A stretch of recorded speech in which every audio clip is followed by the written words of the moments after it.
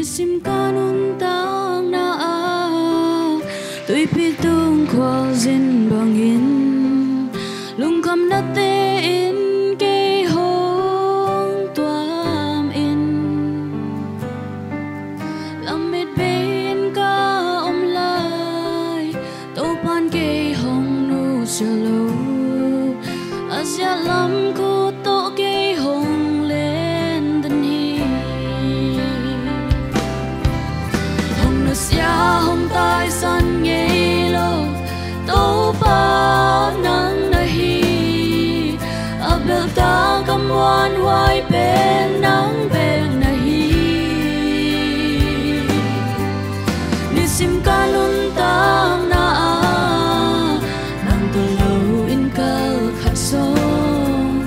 son so keng ta hong quan hong lên den nin mo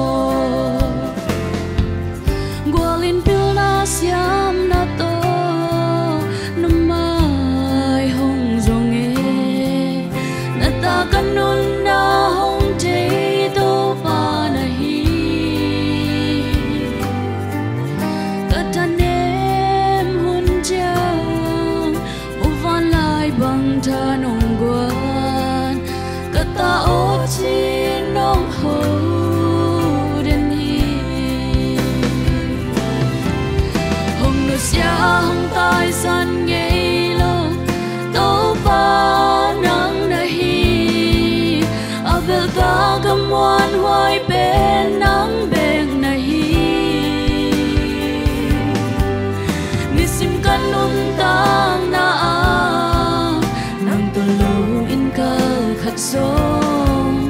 son so keng ta hong quan hong lên den nin mo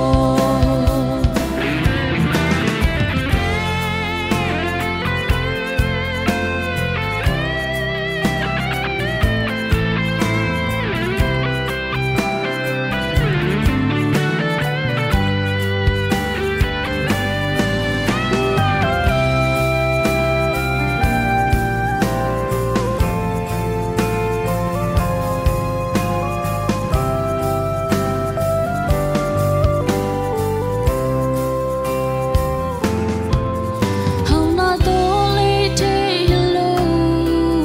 to pa nong piak lung nok na ke ya ding in nong i na ki jing to pa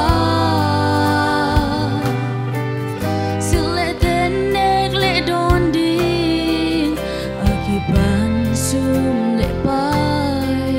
nisim hong si không pya to pa nang na hi hong nu sia hong tai san nghe lo to pa nang na hi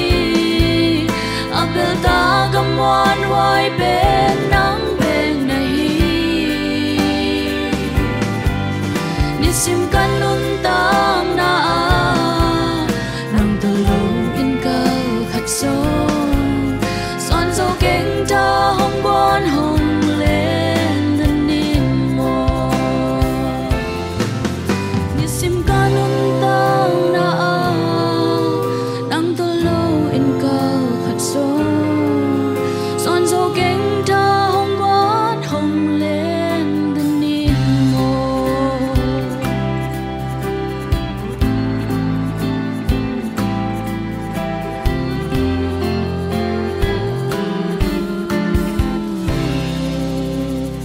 zangai khat cha to pan to pang pata hai